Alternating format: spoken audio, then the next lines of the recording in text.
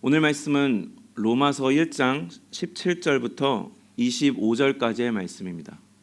로마서 1장 17절부터 25절까지의 말씀을 저와 여러분이 한 절씩 봉독하도록 하겠습니다.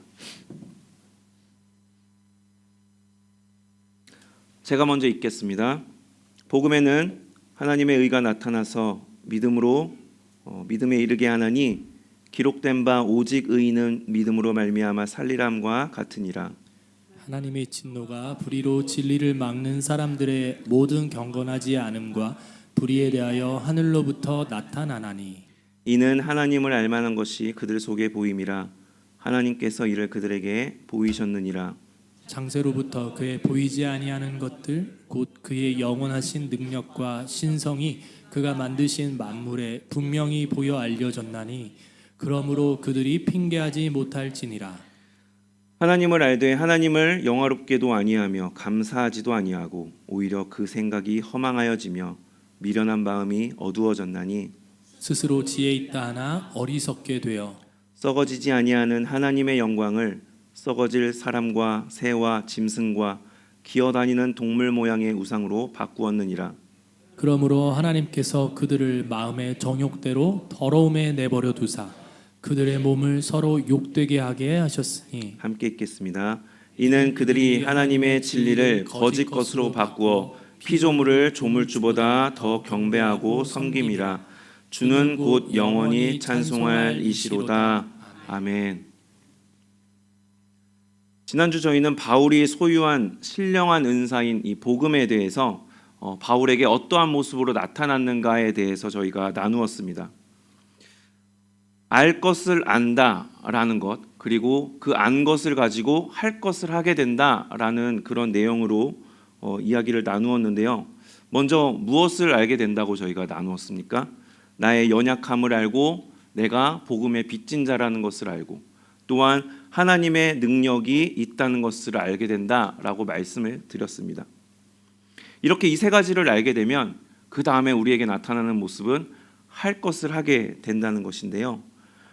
내가 연약함을 알기 때문에 공동체가 연합하게 되고 그로 인해서 연합하는 가운데 동역하게 된다라고 말씀을 드렸습니다. 그리고 내가 복음의 빚진 자라는 것을 알게 되기 때문에 그 빚을 어떻게든 갚으려고 애를 쓰게 되겠죠. 애를 쓰는 과정 가운데에서 하나님은 저희들의 그 삶의 모습 가운데 열매를 맺어주시게 될 것입니다. 마지막으로 하나님의 능력을 알게 되면 주님에 대해서 우리가 부끄러워하고 감추려고 하는 것이 아니라 오히려 자랑하게 된다라는 말씀을 나누었습니다. 나를 구원하시고 의롭게 하시는 주님의 능력을 깨닫게 되니까 자랑하지 않고는 배길 수가 없다, 이런 내용을 나누었습니다. 이러한 은혜가 우리 모두에게 있게 되기를 소망합니다. 오늘 말씀을 나누겠습니다. 사람에게 중요한 덕목에는 여러 가지가 있을 것입니다. 여러 가지가 있겠지만 오늘 말씀과 연결지어서 나눠보고 싶은 것은 정의로움에 대해서입니다. 사람에게 있어서 있어야 할 덕목 중에 하나가 바로 정의로움이겠죠. 이것처럼 성경도 이 의로움에 대해서 강조하고 있습니다. 마태복음 6장 33절에 예수님께서 먼저 그의 나라와 그의 의를 구하라 라고 말씀을 하시죠. 그런데 이 말씀을 하시기에 앞서 무슨 말씀을 하시냐면 무엇을 먹을까 무엇을 입을까 염려하지 말라 라고 하시면서 먼저 그의 나라와 그의 의를 구하라고 말씀하십니다.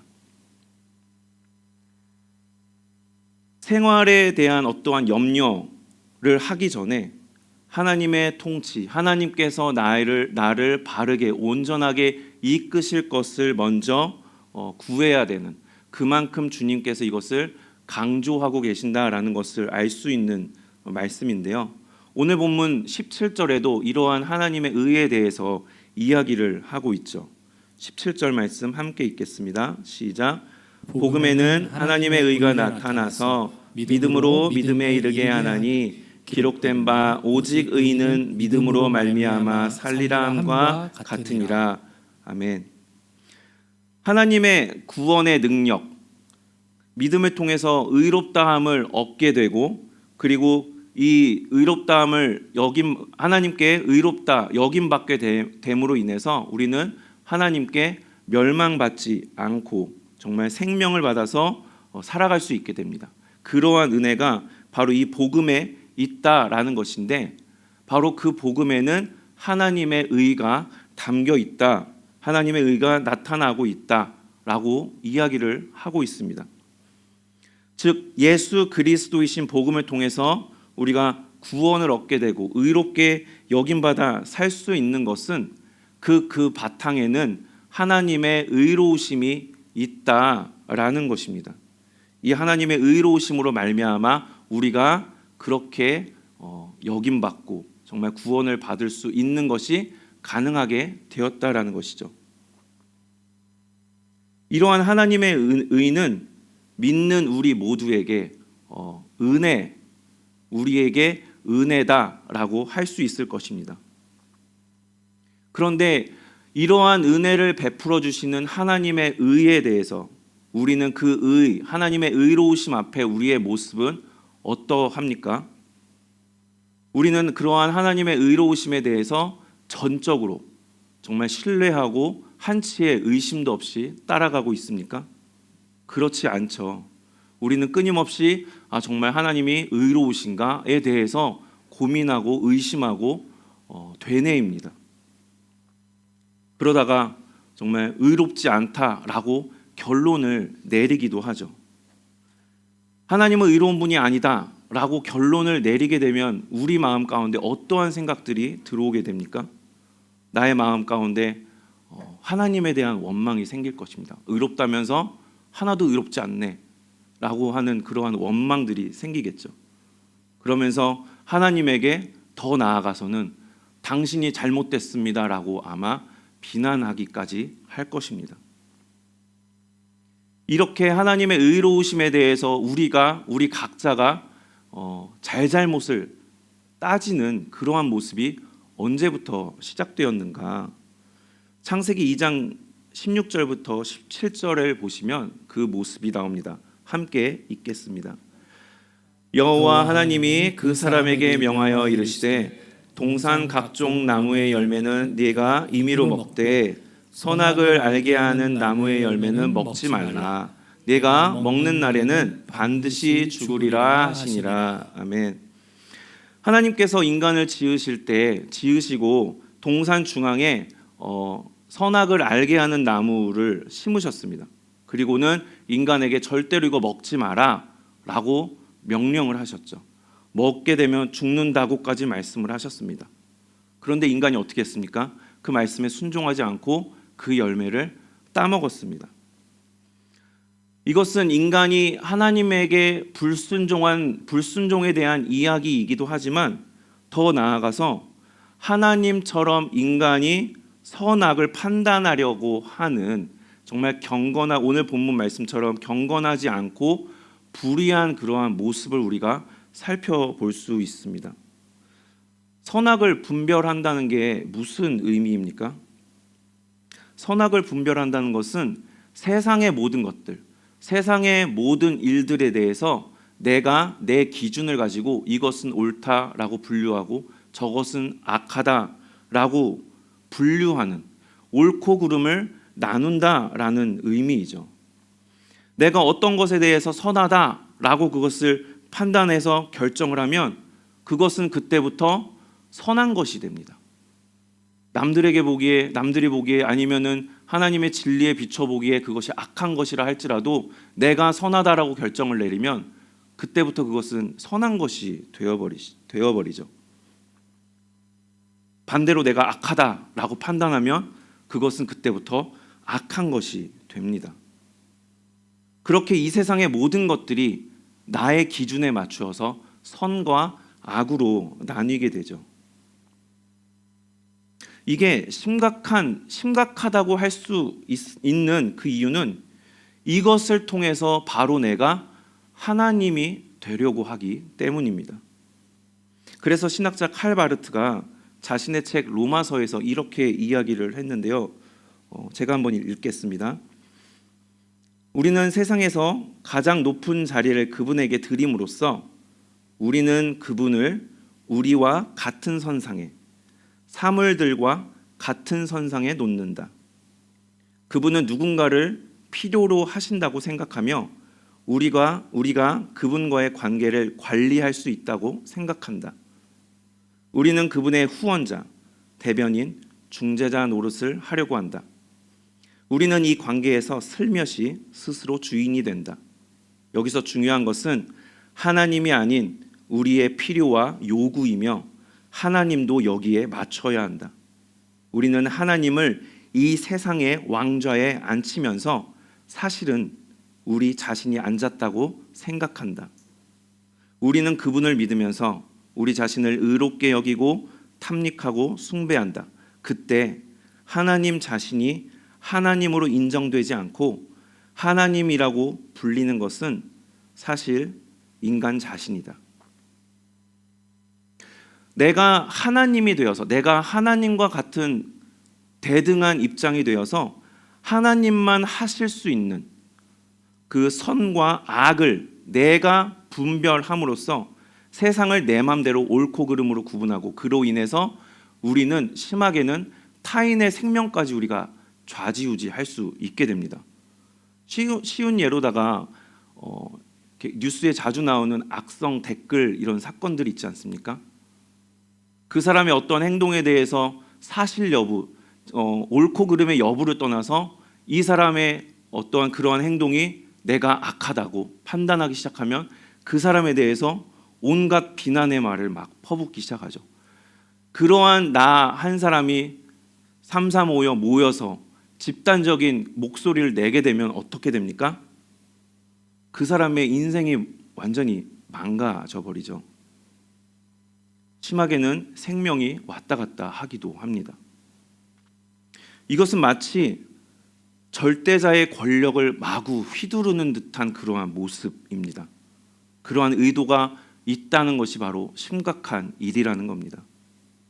선악을 분별하려는 그러한 모습 속에는 우리 자신이, 나 자신이 하나님이 되어서 이러한 절대자의 행세를 하려고 하는 정말 경건하지 않고 불의한 그러한 의도가 여기에 숨어 있다라는 것이죠.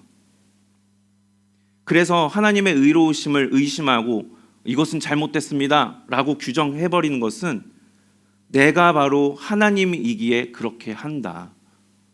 내가 하나님과 동등한 입장이 되어 하나님을 쉽게 훈계하려고 하는 것입니다.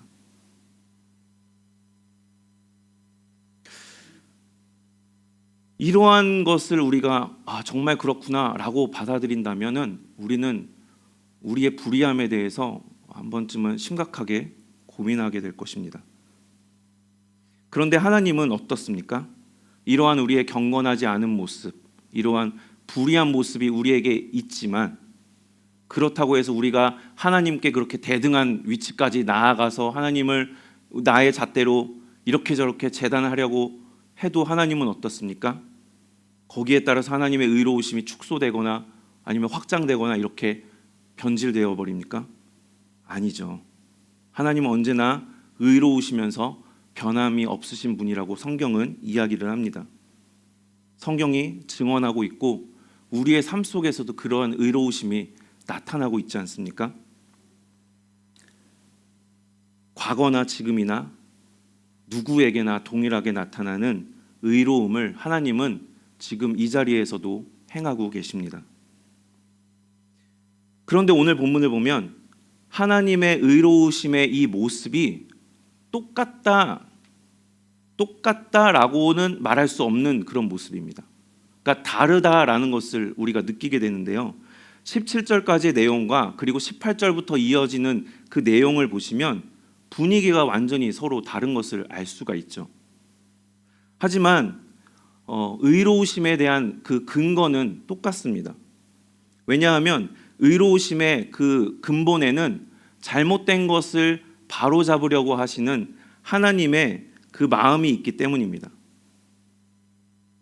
잘못된 것을 바로잡으시는 그 근본, 이것은 같은데 오늘 우리가 읽은 말씀처럼 17절과 18절 이하가 다른 것처럼 이 의로우심, 같은 의로우심이지만 그 모양은 다르게 나타나는 것을 우리가 알 수 있는데요. 오늘은 이것에 대해서 세 가지로 나눠보려고 합니다.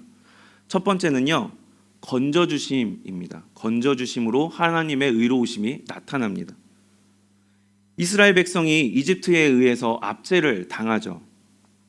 특별히 그들이 이스라엘 백성들이 이집트 백성들에게 파라오에게 어떠한 잘못을 해서가 아니라 출애굽기를 보시면 이스라엘 백성의 수가 많아지다 보니까 파라오가 거기에 겁을 먹고 압제하기 시작한 겁니다. 그렇게 해서 노예로 만들어서 400년 이상을 박해하고 압제하였습니다. 그래서 고통이 신음하는 이스라엘 백성들, 고통 중에 있는 이스라엘 백성들인데 그들에게 어떻게 하십니까? 하나님께서 모세를 보내주셔서 이스라엘 백성들이 이집트에서 건짐받을 수 있도록 하셨습니다. 억압에서 벗어나서 자유를 얻게 하셨죠. 그러니까 억압과 박해라고 하는 잘못된 형태를 바로잡아 주신, 건져 주심을 통하여서 바로잡아 주신 하나님의 의로우심이 이 안에 담겨져 있다라는 것입니다. 의를 행하신 거죠. 예수님의 십자가 사건도 마찬가지이지 않습니까? 주님께서 십자가를 지심으로, 십자가를 지시기 전에는 우리는 어떠한 상태에 있었습니까? 죽음의 상태에 있었죠. 죽음이라고 하는 그 파라오 같은, 죽음이라 부르는 죽음에게 압제당하고 박해당하고 있는 우리들을 정말 십자가를 통해서 우리가 죽음의 노예 상태에서 벗어나 생명의 자유를 얻게 하셨습니다. 죽을 수밖에 없고 죽어야만 하는 그런 우리에게 십자가라고 하는 바로잡아 주시는 의를 우리에게 행하셨다라는 것입니다. 이 사실을 믿는 자녀에게 이 사실을 믿는 우리는 이것이 은혜로 다가오게 됩니다. 건져주시는 의를 행하시는 주님의 은혜가 오늘 우리에게 이것이 은혜로 받아들여져서 정말 이 은혜에 감사할 수 있는 우리의 모습 될 수 있으면 좋겠습니다. 둘째는요, 응답하심입니다. 고된 노예 생활 가운데에서 이스라엘 백성이 이제 고통 중에 신음을 하는데 그들이 신음할 때 하나님이 반응하십니다. 출애굽기 2장 24절부터 25절의 말씀을 함께 읽겠습니다. 시작. 하나님이 그들의 고통 소리를 들으시고 하나님이 아브라함과 이삭과 야곱에게 세운 그의 언약을 기억하사 하나님이 이스라엘 자손을 돌보셨고 하나님이 그들을 기억하셨더라. 아멘. 하나님은 과거 조상들과 아브라함과 이삭과 야곱과 세우신 그 언약을 기억하셨습니다. 그래서 돌보셨다라고 오늘 출애굽기 말씀이 이야기를 하죠. 원어에서는 돌보셨다라는 의미가 바라보셨다라고 되어 있는데요. 그들에게 행해야 할 언약을 기억하시면서 그들을 바라보고 계셨다라는 것이죠. 그러니까 그냥 단지 그들이 당하는 그 모습을 방관것처럼 제3자의 입장처럼 바라보시는 게 아니라 해야 할 일을 준비하는, 마치 그 현장 점검 나가는 그 분들 있지 않습니까? 뭘 어떻게 해야 될지 계획을 세우기 위해서 현장 점검을 나가시는 분들처럼 하나님께서 그들에게 행하실 일을 준비하시면서 그들을 바라보셨다. 그것이 오늘 우리 개역개정에는 돌보셨다라는 표현으로 되어 있습니다. 이것이 무엇입니까? 응답인 것이죠. 이집트에서 나와서 가나안으로 가는 여정에서도 여전히 응답하시는 하나님의 모습을 우리가 찾아볼 수 있습니다. 대표적으로 홍해 사건이 그럴 것입니다. 앞에는 홍해가 가로막고 있고 뒤에서는 이집트의 군대가 쫓아오고 있는, 이제 다 끝났다 할 수밖에 없는 그런 상황에서 하나님께서 이스라엘 백성들에게 뭐라고 말씀하십니까? 출애굽기 14장 13절부터 14절의 말씀을 함께 읽겠습니다. 시작. 모세가 백성에게 이르되 너희는 두려워하지 말고 가만히 서서 여호와께서 오늘 너희를 위하여 행하시는 구원을 보라. 너희가 오늘 본 애굽 사람을 영원히 다시 보지 아니하리라. 여호와께서 너희를 위하여 싸우시리니 너희는 가만히 있을지니라. 아멘. 가만히 서서 여호와께서 행하시는 그 구원을 바라보기만 하라라고 말씀을 하시고 바로 이집트 군대를 수장시켜 버리셨습니다. 오늘 말씀처럼 이스라엘 백성들은 다시는 그들을 볼 일이 없게 되었죠. 또 어떻습니까? 광야로 가나안으로 가는 그 여정 가운데 광야 생활 속에서 배고프다고 그러면 만나와 메추라기를 보내주시고 목이 마르다고 하면 정말 반석에서 아니면 쓴물을 또 단물로 바꾸시는 그러한 은혜가 이들에게 있었습니다. 이 모든 상황이 가나안으로 향해 가는 그 여정 가운데 나타난 이 방해물들, 그들을 가나안으로 못 가게 막아버리는 이 방해물들, 잘못된 것들을 하나님께서 의로움을 가지고 바로잡아 주셔서 그렇게 응답하시는 형태로 그렇게 해서 그들이 문제를 해결할 수 있는 그러한 능력, 은혜로 은혜로 나타난 것이죠. 생명문 교회가 이제 공사를 하게 될 때 이제 제가 이제 공사를 하기 직전에 이제 여기서 이제 다른 곳으로 이제 가게 됐는데요. 장소를 놓고 하나님 저희들에게 생명문 교회가 새로 옮기게 될 장소를 주십시오라고 이렇게 한 마음으로 이제 기도할 때까지는 저도 같이 있었습니다. 장소를 놓고 기도를 막 열심히 했었죠. 계신 분들은 아시겠지만 그런데 사실 어떠셨습니까? 저만 믿음이 없어서 그랬는지 모르겠지만 될까? 이런 생각이 사실은 좀 있었습니다. 장소를 알아보기 위해서 저도 이 장소 저 장소 막 따라가서 보기는 봤는데 현실적으로 재정적인 문제도 있고 막 이러한 것들이 있다 보니까 그리고 딱 이제 교인분들 목사님과 교인분들의 마음에 딱 드는 장소가 웬만해서는 나오지가 않는 겁니다. 그러다 보니까 기도는 하고 하나님 인도해 주십시오라고 기도는 하는데 될까라는 생각이 마음 한켠에는 있었습니다. 그러다가 하나의 장소가 괜찮은 장소가 딱 나왔었는데요. 그래서 부푼 기대를 갖고 되겠다, 이번에는 되는가 보다, 응답인가 보다 했는데 이상하게 또 이게 어그러졌습니다. 그렇게 해서 쉽지 않겠구나, 이러한 상태에서 저는 이제 떠나가게 됐는데요. 떠나고 나서 얼마 후에 이렇게 놀라운 소식을 제가 전해 들었습니다. 교회 장소가 확정되어서 이제 공사에 들어간다라는 그런 소식이었습니다. 너무 좋았습니다. 좋았고 저도 이제 이렇게 굉장히 배려를 해주셔서 교회 공사에 참여할 수 있게 이렇게 또 되어서 모든 과정, 교회가 지어지는 모든 과정을 제가 이렇게 같이 일하면서 봤는데요.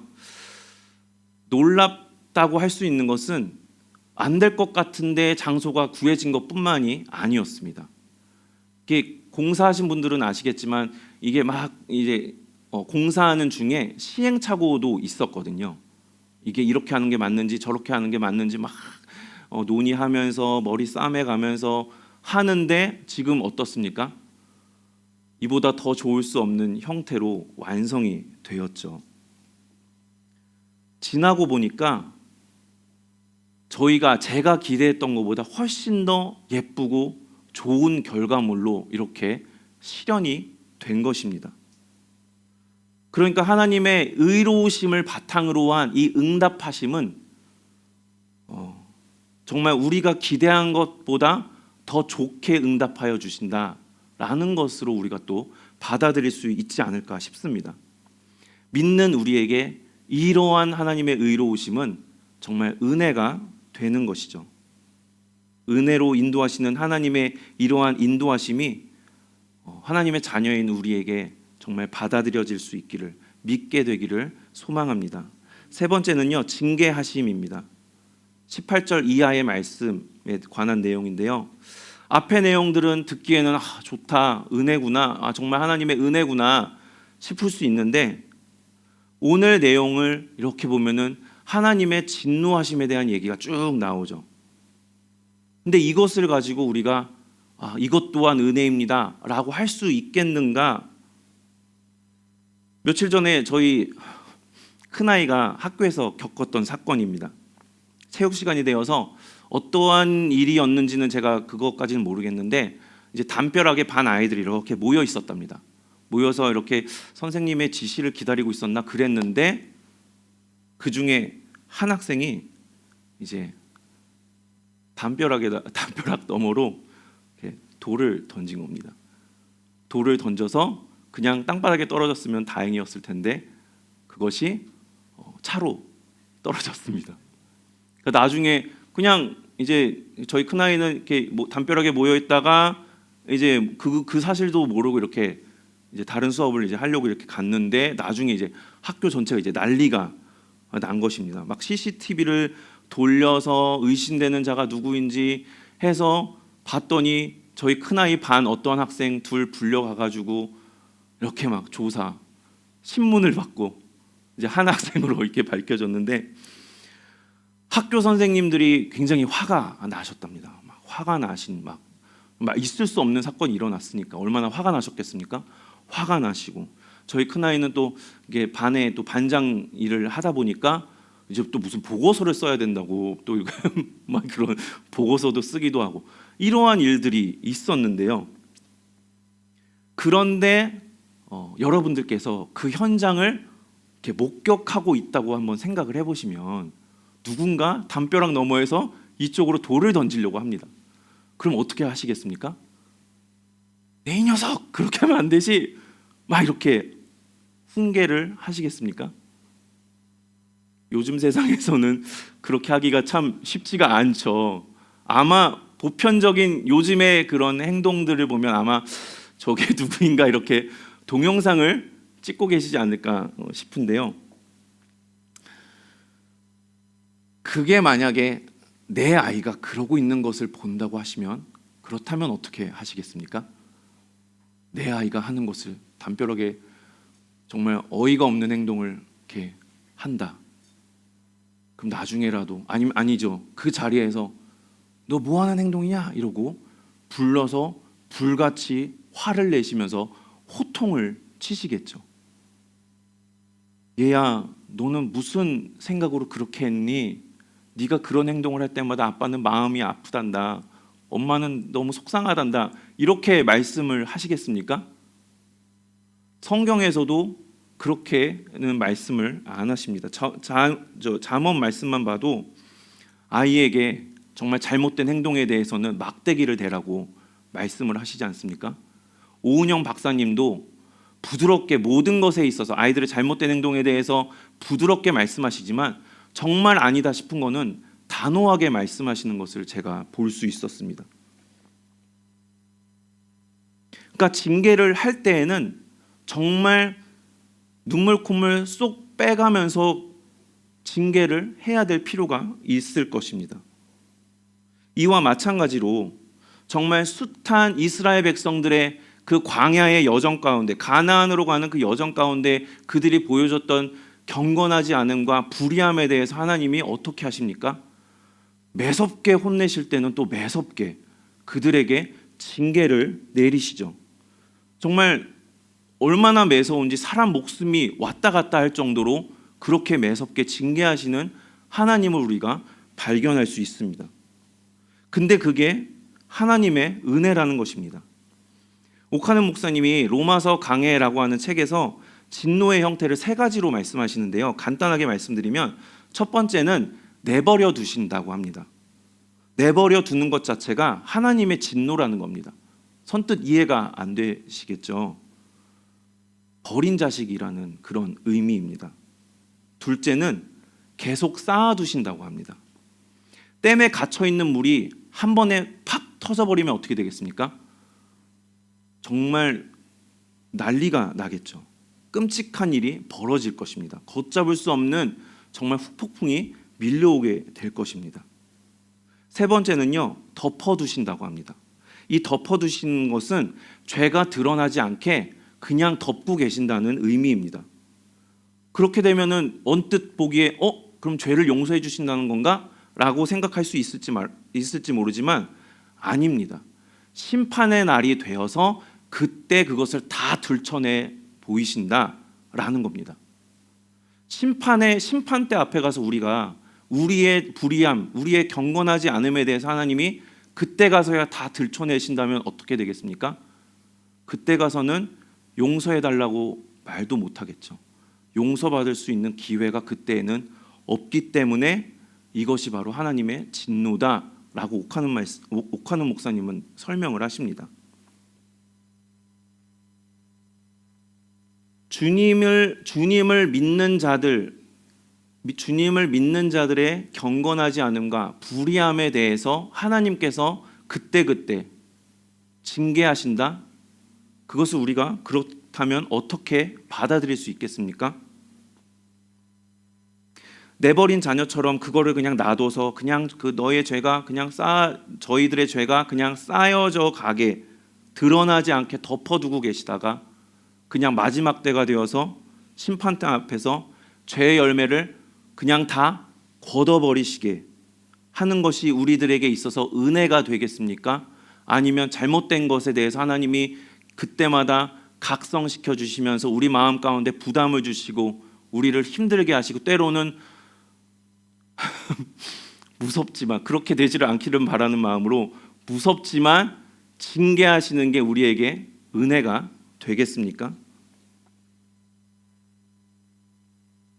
주의 지팡이와 막대기가 나를 안위하신다고 말씀하시죠.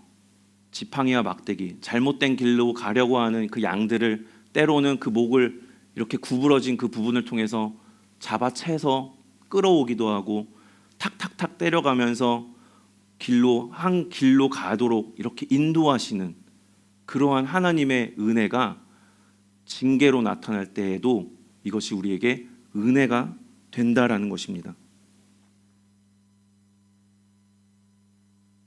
우리가 이러한 징계하심을 통해서라도 우리에게 하나님께서 이러한 은혜를 베풀어 주신다면 우리의 잘못된 것을 바로잡아 주시는 그 의로움으로 우리를 그렇게 인도하여 가신다면 우리가 결국엔 가는 곳은 어디가 되겠습니까? 하나님의 나라가 되겠죠. 우리는 가나안으로 입성할 수 있게 될 것입니다. 그렇기 때문에 이것 또한 우리에게는 은혜가 되는 것입니다. 이것을 믿는 정말 우리에게, 저와 여러분에게 은혜로서 이 말씀이 받아들여지고 이것을 믿게 될 수 있기를 소망합니다. 말씀을 정리하겠습니다. 하나님의 의로우심은 건지시고 응답하시는 것으로 그것을 통해서 바로잡아 주시는 것으로 나타나기도 하지만 징계하심으로 나타나기도 한다는 것을 오늘 나누었습니다. 그리고 이것을 믿는 주님의 자녀들에게는 징계하심마저도 우리에게는 은혜가 됩니다. 왜 그렇습니까? 자녀에게 마땅히 바른 길을 가르쳐야 하는 것이 부모의 의무이고 사명이고 그런 것처럼 정말 주님께서는 우리의 목자 되어 주심으로 우리의 부모님이 되어 주심으로 우리가 때로 잘못된 길을 간다 할 때 정말 징계하심을 통해서도 우리를 인도하시고 이끌어 가시는 주님의 은혜가 있기 때문에 그렇습니다. 때로는 무섭고 때로는 아프기도 하고 그렇겠지만 죄인인 나를 정말 하나님을 때로는 내 잣대로 이렇다 저렇다 평가하려고 하는 그러한 경건하지 않음과 불의함을 갖고 있는 나마저도 그렇게 인도하시는 주님의 은혜가 있다는 것을 우리가 믿고 이 시간 가운데 감사할 수 있으면 좋겠습니다. 저희가 오늘 찬양을 은혜로다 찬양을 같이 부르시면서 모든 것이 우리에게 은혜이구나라는 것을 우리가 마음 가운데 느낄 수 있으면 좋겠습니다.